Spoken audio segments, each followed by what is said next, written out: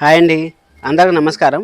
నా పేరు కిరణ్. ఇప్పుడు మనం మాట్లాడుతున్నాము రాజమౌళి గారు కాపీ చేశారా అనేసి మాట్లాడుతున్నాను.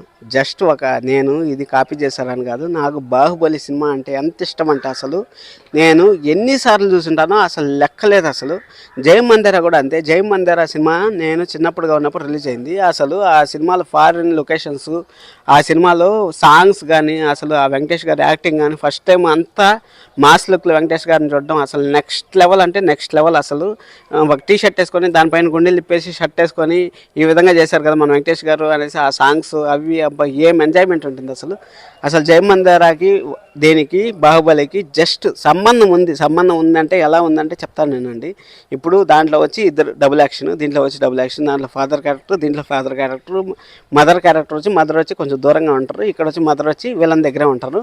ఆ విధంగా ఉంది, సింక్ అయితే ఉంది. కానీ ఎప్పుడో 20 సంవత్సరాల ముందు వచ్చిన జై మందిరాకి ఇప్పుడు వచ్చిన బాహుబలికి సంబంధం అనేసి నేను ఒక మీమ్ చూశాను. మీమ్ చూసి ఈ వీడియో చేస్తాను. కానీ మీమ్లో ఉండేది యాక్చువల్గా దింపారు.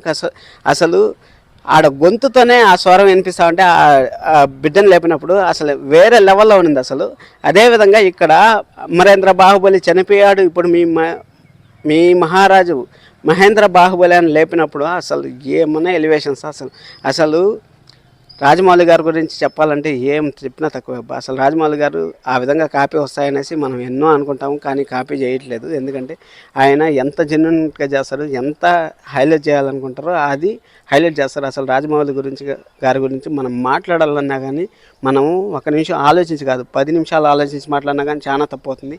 ఎందుకంటే ఆయన హార్డ్ వర్క్. ఆయన నిన్నే విక్రమార్కుడు రిలీజ్ అయింది కదా సినిమా, విక్రమార్కుడు రిలీజ్ అయింది కదా. రిలీజ్ అయినప్పుడు చూశాను, అప్పుడు ఎలా ఉన్నారో ఇప్పటికి 100 రెట్లు అలానే ఉన్నారు. ఎందుకంటే చెప్తాను, అప్పుడు ఆ ఫైటింగ్ సీన్స్కి అన్నిటికీ ఫస్ట్ ఆయన చేసి చూపిస్తేనే మళ్ళీ హీరోలు చేస్తూ ఉంటారు, అందరూ చేస్తూ ఉంటారు. ఇప్పుడు కూడా బాహుబలి కానీ RRR కానీ ఫస్ట్ ఆయన పులిని పట్టుకొని అట్ట తిప్పేది, ఆ విధంగా అంతా చేసిన తర్వాతే మళ్ళీ మనకి హీరోలు చేస్తూ ఉంటారు. అప్పుడు రాజమౌళి గారు ఇంత వయసులో కానీ ఎప్పుడన్నా సరే ఇంతలా కష్టపడుతూ ఉంటారంటే అర్థం చేసుకోండి, ఆయన కాపీ చేయాల్సినంత అవసరమే ఉందనేసి నేను అనుకుంటా ఉన్నాను. ఆయన కాపీ చేసే రకం కాదు. ఆయన ఆ ఎలివేషన్ సీన్ అది ఎంత పవర్ఫుల్ వచ్చిందో అసలు మనం చూడాల్సిన పని లేదు. అంత ఎలివేషన్ వచ్చింది కదా, అంత ఎలివేషన్లో మనం అసలు ఆలోచించాల్సిన పనే లేదు. అసలు మీరు ఫిక్స్ అయిపోండి, రాజమౌళి గారి సినిమాలు నెంబర్ 1 రేంజ్లో ఉంటాయి. ఇంకొక వీడియో మీకు మన మెయిన్ హీరోలు ఎందుకు టైం వేస్ట్ చేస్తూ ఉంటారు అనేసి ఒక వీడియో చేస్తాను, సబ్స్క్రైబ్ చేసి పెట్టుకోండి. ఆ వీడియో చాలా ఇంట్రెస్ట్గా ఉంటుంది. ఎందుకంటే ఇప్పుడు 3 సంవత్సరాలైనా 4 సంవత్సరాలైనా పెద్ద హీరో సినిమాలు రావట్లేదు. అది ఎందువల్ల రావట్లేదు అనేసి డైరెక్టర్ మిస్టేకా, మన హీరోల మిస్టేకా, ఎవరు మిస్టేక్ అనేసి ఒక వీడియో చేద్దాం అనుకుంటున్నాను. ఆ వీడియోని మీరు సబ్స్క్రైబ్ చేసి పెట్టుకున్నారంటే వీడియో రేపన్నా ఎల్లుండన్నా వస్తుంది. అలాగే బిగ్ బాస్ రివ్యూలు కూడా చేస్తుంటాను, సబ్స్క్రైబ్ చేసి పెట్టుకోండి.